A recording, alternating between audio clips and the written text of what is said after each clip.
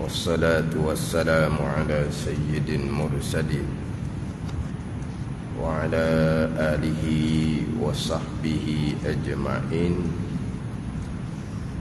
رب اشرح لي صدري ويسر لي أمري واحلل عقدة من لساني يفقه قولي. سبحانك لا علم لنا إلا ما علمتنا إنك أنت العليم الحكيم. ولا حول ولا قوة إلا بالله العلي العظيم. Kitab Penawar bagi Hati, muka surat 79. Muka surat 79, baris yang kelima daripada bawah. Baris yang kelima daripada bawah.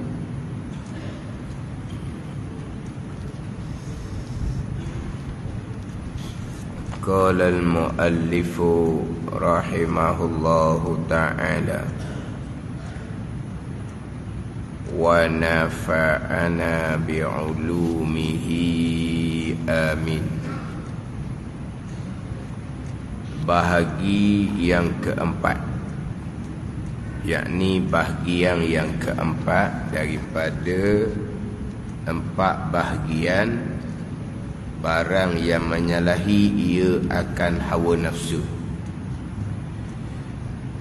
Barang yang tiada masuk, barang yang tiada masuk ia barang sama sekali di bawah ikhtiar, di bawah ikhtiar dan usaha hamba. Mana contohnya? Seperti mati kekasih, mati orang yang dikasihi. Itu barang yang tidak masuk, tidak ada hubungan sama sekali dengan ikhtiar dan usaha kita. Tidak masuk, mana tidak ada hubungan, tidak ada kaitan, tidak bersangkut paut pun dengan ikhtiar usaha hamba. Seperti binasa kekasih, seperti mati kekasih orang yang dikasihi, dan binasa harta pun sama juga. Dan segala balak, segala ujian daripada Allah Subhanahu wa ta'ala, maka sabar atasnya, atas bahagian yang keempat ni, setinggi-tinggi segala pangkat, yakni setinggi-tinggi segala pangkat bagi sabar. Bahagi yang keempat, bahagian yang keempat daripada 4 bahagian, perkara yang berlaku kepada manusia, perkara yang tidak disukai oleh nafsu. Dalam kehidupan kita ni tak sunyi daripada 2 keadaan. Keadaan yang pertama, perkara yang berlaku di dalam kehidupan kita ni perkara yang bersetuju dengan keinginan nafsu kita. Contoh dalam kitab ni, sihat badan, selamat, dapat kekayaan, kemegahan. Itu contoh perkara yang berlaku dalam kehidupan kita yang bersetuju dengan keinginan kita lah. Itu yang kita duk usaha, kita duk minta. Apabila Allah Ta'ala qadakkan kepada kita sihat badan, selamat, kaya, maka sangatlah berhajah kepada sabar. Sabar dengan bahawa tiada melampaui, tiada berlebih-lebihan pada bersedak-sedak dalam keadaan Tuhan qadakkan kita sihat badan, selamat, kaya. Kena sabar. Kerana kalau kita tidak sabar atas sihat badan, selamat, kaya ni, dia akan melampaui, maka jatuh di dalam kebinasaan. Yang mana apa yang Tuhan qadakkan kepada kita perkara yang manis ni, perkara kita suka ni, hanya sementara sahaja. Hanya sementara, sebagai ujian daripada Allah Subhanahu wa ta'ala, sama ada kita sabar ataupun syukur dalam menggunakan nikmat daripada Allah Subhanahu wa ta'ala. Jadi dalam perkara yang berlaku pada kita yang baik ni pun ada sabar. Kita biasanya syukur je lah. Sehat badan, syukur. Selamat, syukur. Dapat kekayaan, syukur. Iyalah syukur tu. Tapi ada juga bahagian sabar. Apa bahagian sabarnya? Sabar, tahan diri dengan bahawa apa yang Tuhan qadakkan nikmat itu hanya sementara, ujian daripada Allah, jangan melampaui. Memanglah apabila kita sihat, gagah, kaya pula, banyak perkara yang kita boleh lakukan. Luaslah jadinya, luas. Nak buat perkara yang berlebih-lebihan pun, kita sihat, kita kaya. Yang mana sabar dalam keadaan seumpama ni, hak ni sabar yang lebih sukar, sabar yang lebih payah. Sabar dalam keadaan kita sehat, dalam keadaan kita banyak harta, sabar. Allah Ta'ala beri kita kemegahan, kedudukan, pangkat, sabar. Itu hanya sementara sahaja. Jangan berlebihan menggunakan kemegahan dan pangkat. Sebab kalau tak sabar di situ, apabila ada kemegahan, ada pangkat, ikut suka kita. Kita orang atas kan, hak bawah ikut yang kita nak buat. Sabar. Itu ujian daripada Allah, sementara je.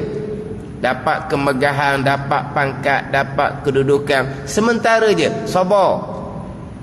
Sabar dengan bahawa jangan berlebih-lebihan melampaui dengan apa yang ada pada diri kita, yang datang daripada Allah Subhanahu wa ta'ala. Syukurlah juganya.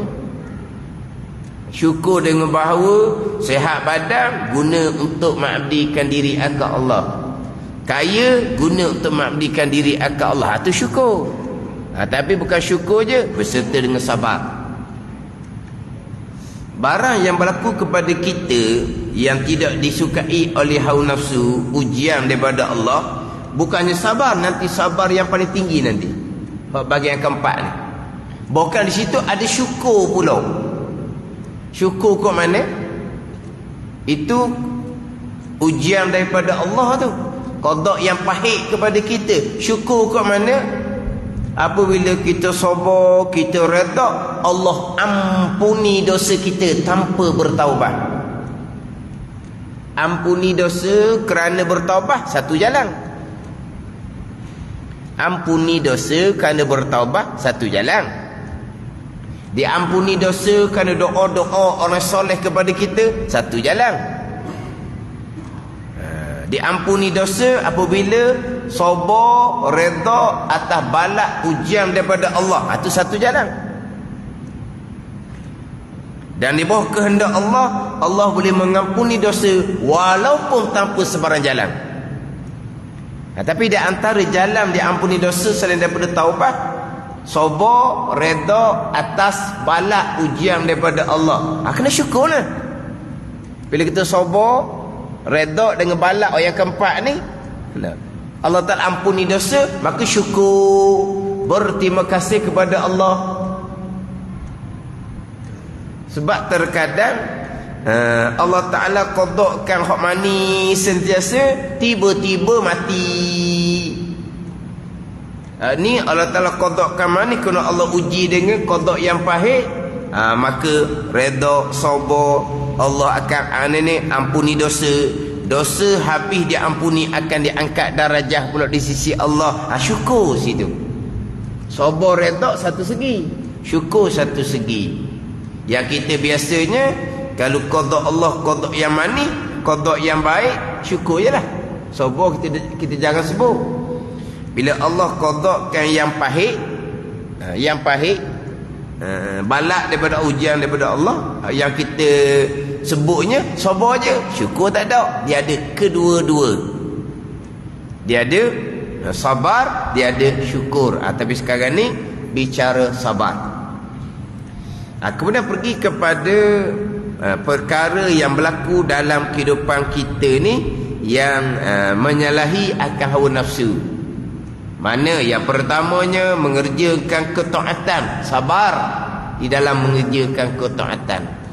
Permulaannya sabar atas belajar. Nak mengerjakan ketaatan kena ada ilmu, sabar atas belajar.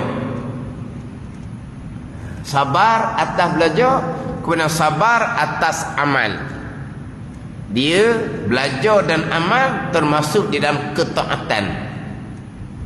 Sebab belajar wajib fardu ain, beramal pun wajib fardu ain, hak wajib itulah. Jadi kita nak melakukan ketaatan, sabar pada belajar, sabar pada beramal. Itu yang pertama. Kemudian yang keduanya, bahagian kedua, meninggalkan maksiat. Kena sabar juga. Kena sabar. Sekarang ni lagilah kena kuat sabar. Sebab maksiat sekarang ni bukan jauh-jauh dah maksiat sekarang ni. Maksiat sekarang ni ada bersama dengan kita. Maksiat sekarang ni ada bersama dengan kita. Faham tak ni? Tubuhnya uzlah, asingkan diri daripada orang ramai, kurang pergi mari, duduk senyap je. Senyap tu tubuh. Tapi sebenarnya satu dunia ada di tangan dia. Telefon lah. Dulu senyap duduk rumah, tak pergi ke mana-mana, alhamdulillah selamat daripada maksiat. Macam contohlah bulan Ramadan, tak usah turun bandar lah bulan Ramadan ni. Sebab apa? Kalau turun bandar kuruh dosa. Turun bandar kuruh dosa. Tengok orang perempuan lah bandar. Jadi bulan Ramadan duduk rumah, jangan duduk berjalan-jalan. Kalau keluar bandar kuruh dosa. Sekarang ni duduk rumah tu lagi bahaya. Duduk rumah tu lagi bahaya. Sebab apa? Untuk maksiat tu terbuka dah sekarang. Orang perempuan contohnya, orang perempuan jadi suri rumah, maka dia duduk rumah je, mudah je jaga diri. Dulu sekarang jangan main. Lebih hebat lagi perempuan suri rumah daripada perempuan yang bekerja. Sebab perempuan yang bekerja ni tak sempat nak cara orang, tak sempat. Hak ni duduk rumah ni dah segala-gala mudah kan? Segala-gala mudah. Dulu perempuan duduk di rumah, basuh baju, basuh kain, lama mana masih digunakan. Orang dulu duduk di rumah ni, suri rumah, masih digunakan untuk basuh baju kain. Lama mana masih digunakan. Dan sekarang ni buat apa? Tak ada buat apa-apa pun. Bubuh dalam mesin basuh. Tekan. Lepas tu ke mana? Telefon. Nyek main telefon. Ke macam mana sekarang? Kalau dulu tak ada pergi ke mana-mana, perempuan si rumah, selamat duduk dalam rumah, fokus pada urusan kerja rumah je. Ni tak ada apa dah sekarang.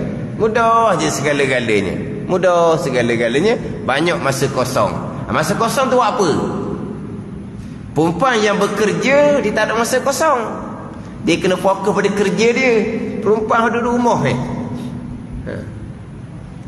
Yang mana perempuan ada rumah ni lebih tahu maklumat daripada suami yang sibuk bekerja. Ni hak perempuan ni. Ni kadang-kadang hak macam-macam. Kena sabar. Daripada sabar ketika meninggalkan segala maksiat. Tu kena sabar. Mula-mula okey lah. Mula-mulanya jelah sesama adik-beradik, keluarga, duduk jauh-jauh pun berhubung tiap-tiap hari. Mula-mulalah silaturahim. Mula-mula silaturahim. Kemudian dia pun larat. Macam mana? Adalah macam mana? Mula-mula ni silaturahim lah. Maknanya dengan adik-beradik tu tiap-tiap hari boleh berhubung. Bukan berhubung cakap. Boleh mana ni? Hak nampak muka tu lah. Dia panggil video call apa panggil. Boleh nampak muka laginya. Mana apa? Hubung silaturahim. Mula-mula. Lepas tu lama apa cerita pula? Cerita orang lah. Sabar pada meninggalkan segala maksiat. Kalau tak sabar kau pada habis gitu je. Habis masa gitu je. Ingat tak masa PKP tu? Masa PKP kan, tak ada pergi ke mana-mana kan. Ada orang gunakan masa PKP telefon untuk dengar kuliah agama. Banyak dia dengar kuliah agama. Ada orang pada masa PKP tu gunakan telefon, Allah lah, sia-sia. Kan masa tu kan tak boleh ke mana-mana kan. Duduk di rumah je. Maknanya tak masuk mula-mula tu. Mula-mula memang dululah ingat dah. Memang tak boleh ke mana-mana. Mereka boleh pergi pasar beli gitu je masa tu. Ada orang gunakan telefon untuk belajar ilmu agama. Boleh khotang kitab masa tu. Tapi ada orang menggunakan masa tu, masa PKP lockdown tu, dengan telefon dia sia-sia.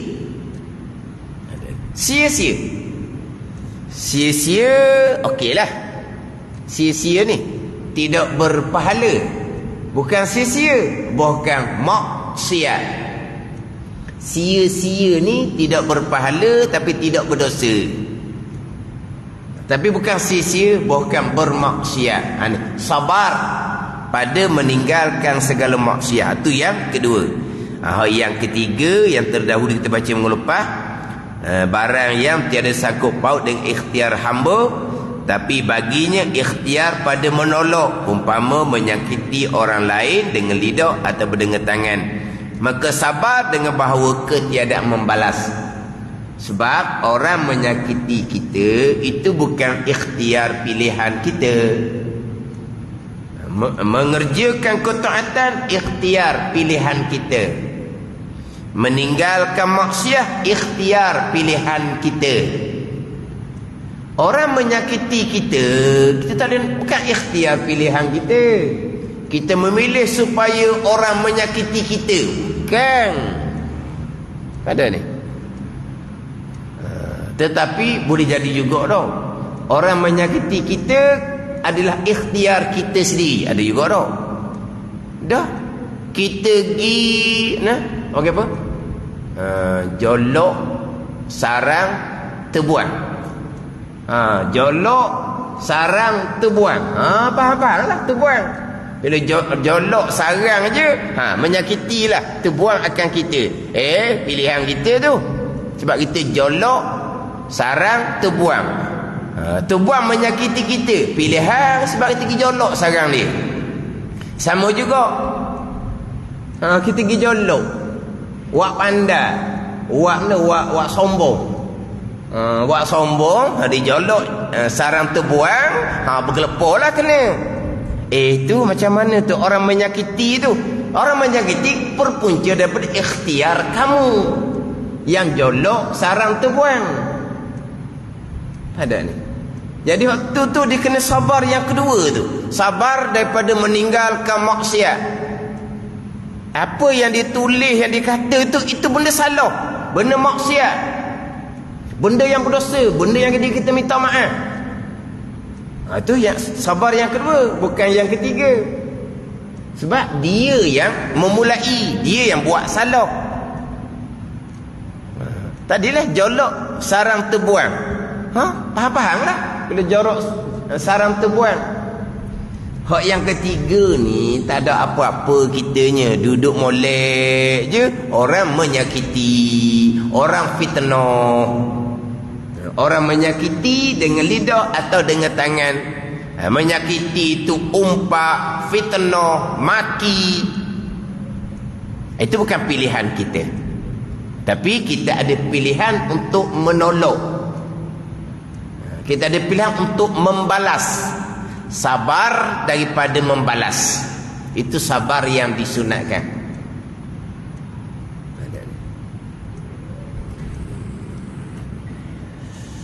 Tu kadang-kadang hak tak boleh nak jaga tu telefon tu. Telefon. Bebas, sedap sangat. Bebas, sedap sangat. Kalau tengok dalam telefon tu, nama tu nama orang Melayu lah. Tak tahulah. Letak nama Melayu saja pun dah tahulah. Tapi bukan dia.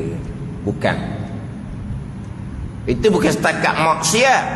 Bukan dosa dengan anak Adam. Bukan dosa anak Adam biasa. Dosa anak Adam yang berilmu. Nak duduk mana nanti? Aman damai ke hidup seumpama tu. Orang pun buka FB. Oh, comel nampak. Anak bini pakai tudung comel nampak. Tapi tulisannya macam mana? Satu, telefon waktu tu. Satu, sabar. Bagian kedua, sabar pada meninggalkan segala maksiat.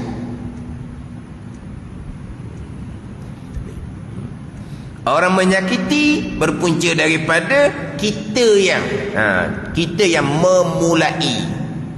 Kita yang memulai. Sebab apabila orang yang menyakiti, memanglah boleh membalas, boleh menolak, ambil tindakan supaya dia akan berundur. Tapi membalas pun ada hak dia. Membalas ada hak dia. Boleh membalas, boleh membalas. Sebab dia menyakiti orang yang berilmu, boleh balas. Tapi ada hak dia. Dengan balas tu akhirnya menginsafkan. Insaf betul ke tak, tengoklah. Insaf betul ke tak. Tambahan kalau orang yang memang dah begitulah perangai, begitu dah perangainya, maka itu serah pada dia lah macam mana. Tapi apa yang menimpa tu, itu bukan hak bagian ketiga. Orang menyakiti dia pun sabar. Tak. Sebab apa? Dia tidak sabar daripada meninggalkan perkara maksiat. Jangan apa-apa. Dia panggil apa? Apa? Play victim apa panggil tu? Play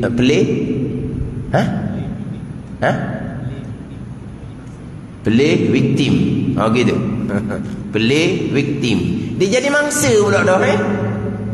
Dia yang memulai. Akhirnya apa? Play victim. Saya tulisan tu saya faham lah, tapi nak sebut tu tak pandai. Play tu pandai lah sebut. Play tu victim. Dia yang memulai, akhirnya dia jadi mangsa pula dah. Dia bukan mangsa, dia pemangsa yang dibalas oleh orang yang lain. Yang ketiga ni dah comel-comel. Orang menyakiti, orang umpat, orang fitnah, orang maki. Sabar daripada membalas. Membalas pilihan dia. Dia boleh pilih membalas dan dia boleh pilih sabar. Maka sunat dia pilih sabar daripada membalas. Sebab dahulu bicara dah sabar yang wajib, sabar yang sunat. Mana sabar yang sunat dahulu? Sabar atas ibadah yang sunat dahulu. Sabar yang sunat, sabar atas ibadah yang sunat. Sabar atas meninggalkan perkara yang makruh, itu sabar yang sunat. Dan sabar yang sunat juga sabar atas membalas akan orang yang menyakiti dan orang menzalimi akan dia. Itu sabar yang sunat. Jadi dia boleh memilih untuk membalas, dia boleh memilih untuk sabar daripada membalas. Maka dia pun memilih sabar daripada membalas. Itu sabar yang disunatkan, walaupun sunat pahalanya besar. Itu yang ketiga. Barang yang keempat ni, barang yang tiada masuk, barang yang tiada sangkut paut. Ia barang sama sekali berikhtiar, pilihan dan juga usaha hamba. Tak masuk dalam ikhtiar dia.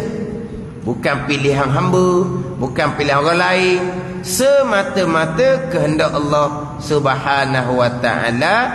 Seperti mati kekasih, mati orang yang dikasihi. Mati orang yang dikasihi. Ini mati biasalah. Kalau mati berpunca daripada orang yang menzalimi, itu masuk kepada nombor 3. Mati kerana dizalimi. Mati kerana dizalimi.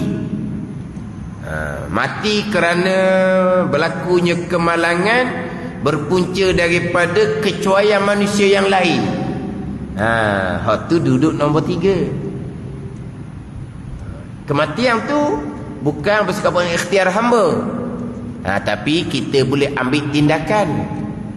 Sebab kematian berpunca daripada dizalimi. Kematian berpunca dari kemalangan yang berpunca dari kecuaian manusia. Itu masuk nombor 3. Macam mana tu? Berlaku kemalangan tu berpunca daripada kecuaian. Nak ambil tindakan ke tidak? Sabar daripada mengambil tindakan membalas. Itu masuk nombor 3. Ni mati bukan mati dizalimi. Bukan mati berpunca daripada kecuaian manusia. Sebab kalau kata orang yang menzalimi, orang yang cuai, itu pilihan dia. Maka yang hamba yang dizalimi ni dia tak ada ikhtiar lah pada perkara tu, tapi ada ikhtiar pada menolak. Itu bahagian ketiga. Ini semua kita bicara pada zahir belaka ni. Dizalimi ke ataupun kecuaian ke, hakikinya qada qadar belaka. Itu yang lupalah waktunya. Kita minggu lepas, minggu dulu panjang bicara berkaitan dengan ikhtiar dan usaha. Yang pertama mengerjakan ketaatan, yang kedua meninggalkan maksiat. Itu pilihan hamba pada zahir. Hakikinya qada qadar belaka. Yang ketiga, yang keempat, yang keempat, perkara yang berlaku tu tidak ada berkait dengan ikhtiar hamba, tapi hamba ada ikhtiar pada menolak ataupun membalas. Hakikatnya kalau hamba menolak membalas pun qada qadar juga. Hak yang keempat ni barulah ni hak hakiki, tak ada berkait dengan ikhtiar hamba, semata-mata qada Allah Subhanahu wa taala. Yang pertama, kedua, ikhtiar hamba pada zahir. Yang ketiga, perkara yang berlaku tu bukan ikhtiar hamba, tapi hamba ada ikhtiar, ada pilihan untuk menolak dan membalas. Tapi hakikatnya sama saja. Hak qada qadar Allah Subhanahu wa taala. Jadi minggu lepas tu ada soalan lah, pelik soalan tu. Soalan minggu lepasnya, miskin dan kaya itu bukanlah qada qadar dah. Betul ke ditanya? Kata pelik sungguhlah. Tanya soalan gitu, tapi ada orang balas lah. Ada orang balas. Kaya miskin bukanlah qada qadar dah. Betul ke dia? Ada pula yang bukan qada qadar. Kaya miskin bukan qada qadar, betul dah. Allah. Maknanya kau ni orang baru ni barangkali, tapi ada orang balas lah. Ada orang balas, orang hakikatnya qada qadar belaka. Mana ada yang tukang qada qadar. Ada juga timbul minggu lepasnya. Lepas tu ada pula yang timbul yang susuli kemudian. Gini dia kata, jadi miskin tu qada qadar lah. Lepas tu kita ikhtiarlah keluar daripada kemiskinan.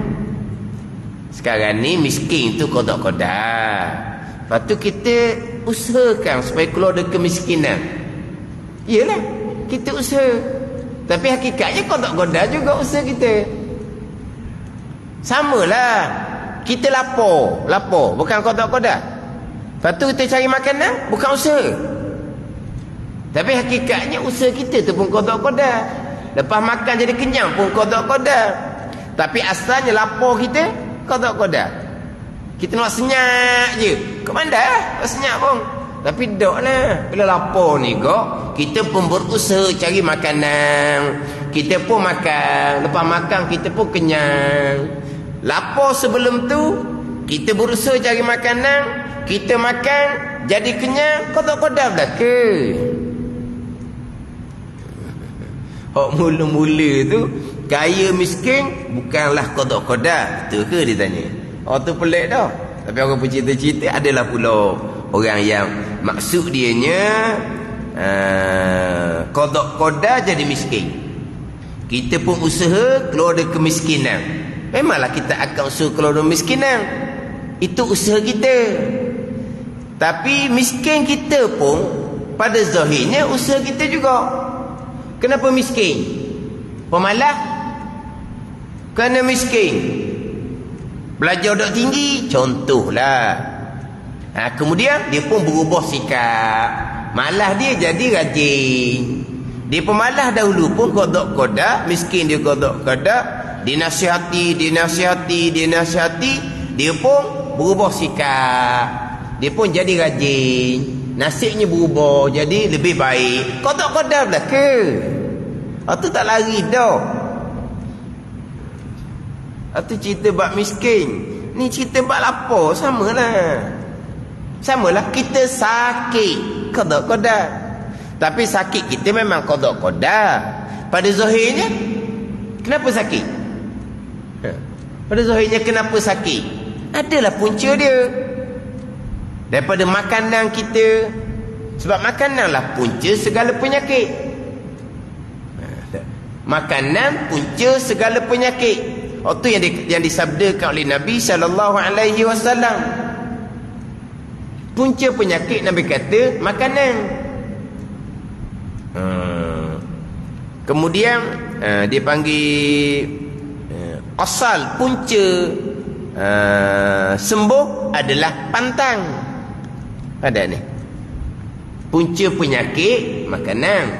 Punca sembuh pantang. Pantang apa? Pantang jumpa. Itulah ayat tu. Tu pantang. Dia kata pantang. Bagus pantang. Pantang jumpa. Tu. Bukan tu ada dalam kitab Minhajul Abidin. Antara apa ni? Antara dia kata punca penyakit makanan. Punca berobat pantang. Antara dua tu yang lebih besarnya pantang. Imam Ghazali pun buat bandingan. Kalaulah kata tak berapa rajin dah buat amal sekali pun sunat lah, bukan wajib ni. Pantang daripada maksiat, okey dah. Contoh tadilah makan obat payah. Ada ni. Tak apalah, tapi pantang. Nak buat ibadat payah nak ibadat ni, sunat-sunat tak apalah, pantang daripada maksiat. Atau lebih besar. Ni buat ibadat maksiat buat. Buat ibadat maksiat buat. Baca Quran rajin sangat, mengupak pun rajin sangat. Nak pergi ke mana gitu? Baca Quran rajin, mengupak pun nombor 1. Nak pergi ke mana? Hak ni bukan kata rajin baca Quran. Baca Quran dah anda. Ada. Tapi dia tak cara orang. Baik ni. Hak molek laginya rajin buat amal ibadat, pantang daripada maksiat. Itu nombor 1. Jadi punca penyakit makanan. Jadi sakit-sakit itu pilihan kita juga. Ada pilihan kita lah. Penyakit tu kenapa. Pilihan kita. Kita pun berobat. Pilihan kita nak berobat. Itu syariat. Tapi berobat kita pun kodok-kodok. Sembuh ke tak sembuh kemudian kodok-kodok. Jadi macam mana boleh timbul? Kaya miskin bukanlah kodok-kodok. Bukan kodok-kodok, nak gimana pula jadinya? Payah. Ada orang baru-baru ni nak fokus pada bab kodok-kodok. Kena dah. Kena dah. Nak mengajar, nak fokus bab kodok-kodok. Ada yang sampai ke dipersoalkan. Ustaz ngajar ni tak sama dengan ustaz glamour yang mengajar. Ustaz glamour yang mengajar begini. Sebut nama dia dalam kelas. Yang ustaz mengajar tak sama. Mana betul glamour lah. Ustaz baru ni tak betul lah, maksud dia gitulah. Sebab ustaz baru ni tak glamour pun. Ustaz glamour ajar lain. Tapi saya tak pernah lah kena gitu. Tak ada kata ustaz ngajar tak sama ustaz glamour, tak pernah kena gitu. Hak ni hak baru nak mengajar ni, kena gitu. Akan dipersoalkan dalam kelas. Yang ustaz mengajar tak serupa dengan ustaz nama sekian-sekian yang mengajar. Hak memang salah terang-terang dalam bab qada dan qadar. Hak ni orang apa? Orang lentang, orang bangkang. Orang lentang, orang bangkang. Kalau tak lentang, tak bangkang pun berulang kali, ulang tak boleh nak pergi. Akhirnya macam-macam berlaku. Berlakulah pemberontakan. Ada ni. Dah bila orang tak boleh terima kok, pemberontakan lah. Pemberontakan. Hak lari tak ambil kaca, Hak lari lepas tu cari jalan maksud ustaz tu berhenti, cari jalan untuk ustaz tu berhenti. Hak tak lari tapi duduk dalam tapi rasa berhenti ustaz tu. Payah aja orang. Pemberontakan. Siapa? Tak ada nak terima. Dia nak terima. Ada sebahagian dia tak kacau tapi dia undur diri. Dia undur diri tak kacau. Ada orang tak? Dia undur diri serta dia kacau. Ada yang tidak undur diri tapi dipisah. Nak supaya berhenti lah. Pening orang je. Ni ustaz-ustaz baru yang nak fokus pada bab qada qadar, bab istighfar hamba. Ini ujian akhir zaman.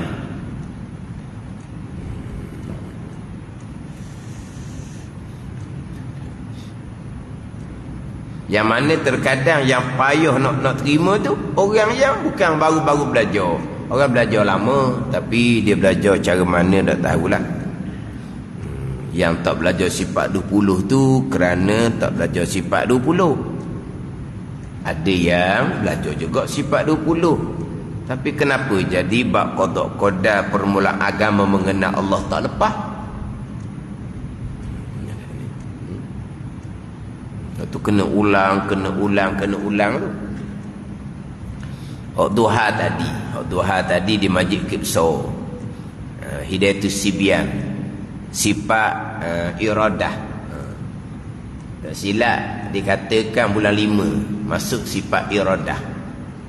Kata bulan 5 tahun depan pula lah jadinya setahun sifat iradah. Panjanglah. Pembicaraan sifat iradah, pembicaraan qada Allah Subhanahu wa ta'ala. Panjang kerana ulang-ulang. Boleh baca je. Ada orang baca kitab Hidayatus Sibyan, dia ada 8 muka surat bicara tauhid. Sekali baca setengah jam. 3-4 kali baca habis bab tauhid, masuk bab fiqh. Bab fiqh tu baru lambat, baru perici. Hak tauhid tu sekali jalan je. Baca. Wujud sampai ke wahdaniyah sekali baca. Wahdaniyah sampai ke kalam sekali baca. 4-5 kali baca habis 8 muka surat bicara bab tauhid. Masuk bab fiqh surat 8 surat 9 barulah perici. Fiqh baru nak main. Tauhid pakai sepitah lalu je. Boleh je baca gitu. Tapi orang panggil belajar sifat 20 juga. Faham ke tak? Gibat itu usaha ni, perkara jahat qada qadar tu jelas rukun yang keenam. Bab itu usaha ni tak jelas sebab kalau kita hanya fokus pada rukun yang keenam, sekalian qada qadar, sekalian qada qadar, tak ada benda kita. Tak ada lah qada qadar belaka. Mu Tuhan Jabariyah pula. Ada ni. Kalau semata-mata tajuk rukun yang keenam. Tapi tajuk memang kena baik jahat qada qadar tu tak payah mana dah. Tapi hak jahat dinafikan qada dan qadar manis. Dalam pengajaran banyak yang menafikan perkara jahat qada qadar. Mana mungkin Firaun kafir qada Allah? Kalau Firaun kafir qada Allah, Firaun akan dikekalkan neraka. Kerana kafir Firaun qada Allah. Di manakah keadilan Allah? Macam mana nak upah orang Melayu kita yang berfahaman perkara jahat qada Allah ni? Orang Melayu dia merancang untuk buat forum benar, untuk menjelaskan, untuk memperbetulkan fahaman orang Melayu perkara jahat qada Allah. Buat forum. Tapi tak jadi. Senyap gitu je. Mungkin orang beritahu ke dia, kali forum kat mana? Salah orang tu. Kali wallahu a'lam lah. Tak ada forum daripada tu. Orang Melayu ni nak ubah macam mana ni? Dalam dia cakap tu, macam mana ustaz-ustaz? Mungkin depan tak ada ustaz juga. Macam mana ustaz-ustaz? Kita nak perbaiki orang Melayu ni yang berfahaman perkara jahat qada Allah ni. Macam mana ustaz? Kita nak perbetulkan. Dia tanya ustaz ada depan. Hak mana ustaz dah tahulah hak dia tanya tu. Macam mana kita nak perbetulkan orang Melayu kita ni? Salah kita. Mana mungkin perkara jahat? Contoh kufur Fir'aun qada Allah. Fir'aun akan kekal neraka kerana dia kufur. Kufur tu qada Allah. Mana ada Allah kalau gitu? Ni orang YouTube belaka ni. Orang FB belaka ni. Orang FB belaka. Ya, orang yang kalau kita kata kok banyak pertelingkahan. Telingkah orang ni, pertikah orang ni, banyak pertelingkahan. Tapi apa yang dikatakan tadi, perkara jahat bukan qada Allah, tidak ada yang orang bangkang. Dok sekarang ni kita ni kalau contohlah, kalau kita ni banyak pertelingkahan. Mana kita banyak orang yang tengah cari nak ambil isu. Kok mana nak ambil isu ni kan? Jumpa satu benda je orang pun ambil isu. Sebab orang yang selalu bertelingkah antara satu sama lain. Mana jumpa poin je, jumpa jumpa bahan je, orang akan mana? Orang akan bangkit lah. Orang akan highlight kan. Ni. Salah. Sebab orang yang biasa bertelingkah. Tapi orang yang biasa bertelingkah ni bicara macam tadi. Yang orang duk serang dia selama ni tak setuh pun hak dia cakap gitu. Ada ni. Sekarang hak ni dia adalah dia kurang nyataan gini orang balah. Berlawan sentiasa ni. Hak bab-bab lain lah. Bab-bab ayat mutasyabihah ke banyaklah bab-bab lain. Tapi disentuh perkara jahat bukan qada Allah ni, yang memusuhi dia tu tak ambil isu pun. Tak ambil isu pun. Senyap begitu je. Kenapa? Terkadang yang mengaku ahli sunnah pun bukan ahli sunnah wal jamaah yang sebenar. Hati-hati gitu. Hak tu banyak sangatlah. Hak mengaku ahli sunnah yang bukan ahli sunnah dalam bab itu ni banyak. Hak tu dalam bab pegangan tu. Itulah orang yang mengajar ni kena beri nasihat lah. Orang yang belajar ni diikut pada orang mengajar. Orang mengajar beri nasihat. Kita mengajar pekoh ke tasawuf ke, kita ceramah kita apa ke, peringatkan fardu ain tauhid.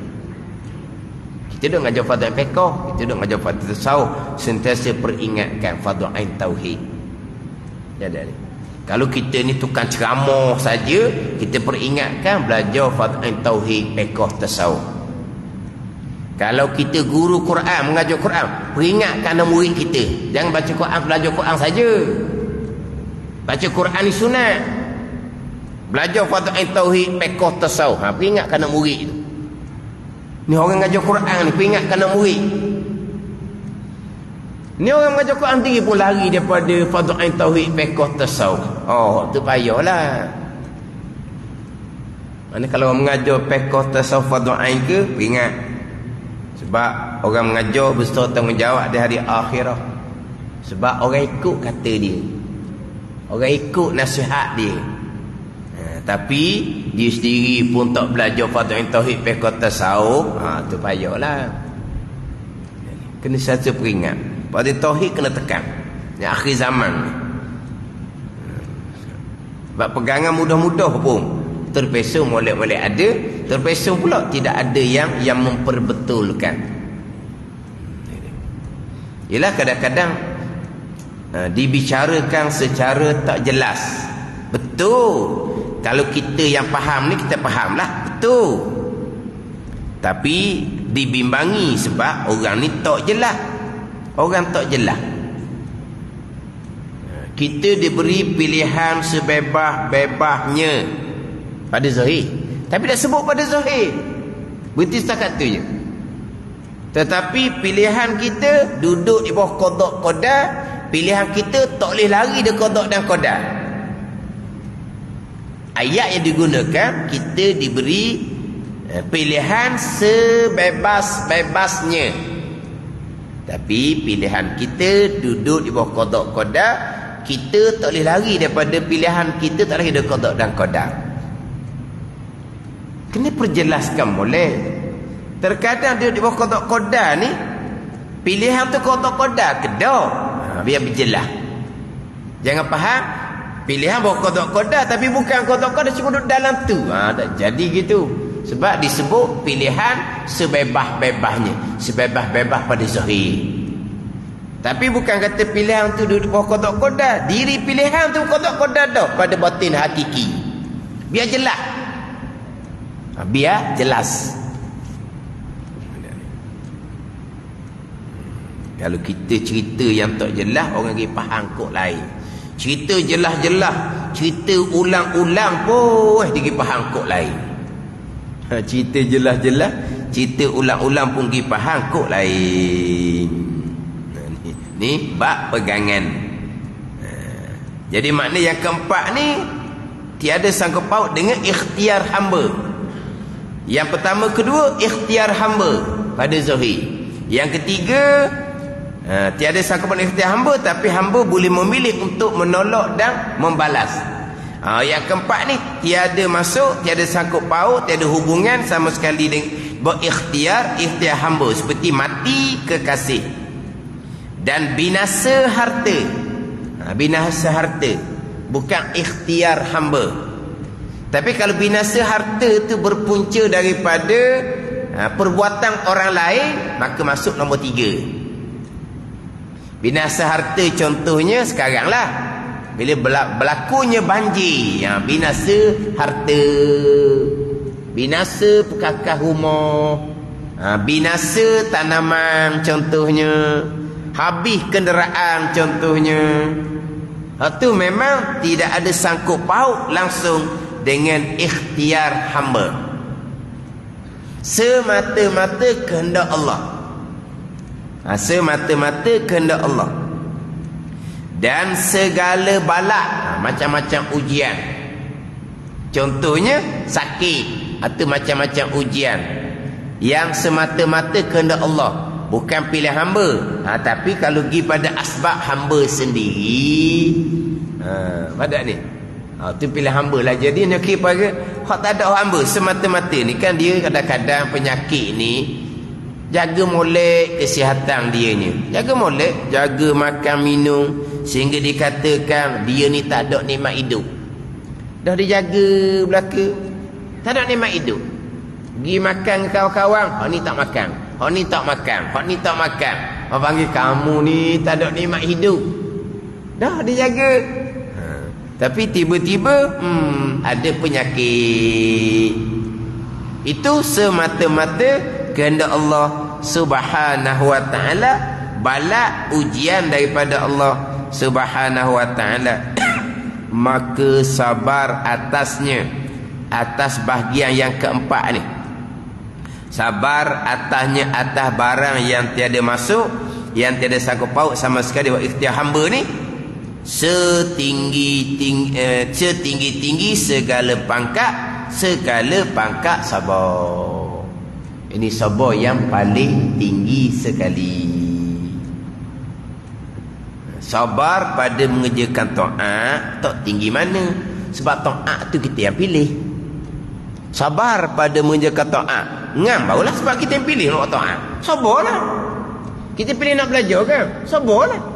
Belajar tu pilihan kita, tak mau belajar pun apa, tak mau buat taat pun apa. Kita pilih nak belajar, kita pilih nak buat taat. Sabarlah, tak pelik sebab kita pilih. Kita pilih meninggalkan maksiat, sabarlah, kita pilih. Kita nak maksiat pun boleh. Dah. Kita pilih nak tinggal maksiat. Maksiat ni neraka. Sabarlah. Tak pelik sabar sebab kita yang pilih. Hak ni tak ada kaitan dengan pilihan hamba. Tak boleh lari. Tak boleh lari hak ni. Taat boleh buat, boleh tinggal. Boleh lari. Maksiat boleh tinggal, boleh buat, boleh lari. Hak ni yang keempat ni boleh lari. Tak boleh lari. Sabar ni lah setinggi-tinggi segala pangkat. Segala pangkat sabar. Berkata Ibnu Abbas radhiyallahu anhuma, sabar di dalam Al-Quran atas 3 pangkat. Sabar atas menunaikan segala fardu, dan baginya 300 pangkat. Dan sabar atas yang diharamkan, meninggal kepada yang diharamkan, dan baginya 600 pangkat. Dan sabar atas bala ni tadi ni. Pada ketika jatuh ia, pada ketika berlaku ia dengan terkejut, tiba-tiba berlaku, maka baginya, bagi sabar atas balak ni 900 pangkat. Inilah sabar yang setinggi-tinggi pangkat sabar, 900 pangkat. Sabar atas balak yang tidak masuk di bawah ikhtiar, pilihan hamba, dan hamba pun tidak ada pilihan untuk menolong.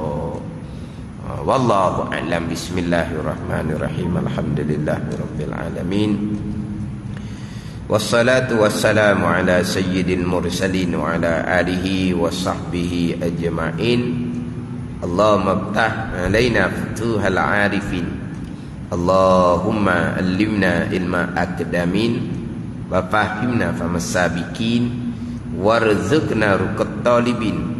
Allahumma zidna ilman wa alhiqna bis salihin.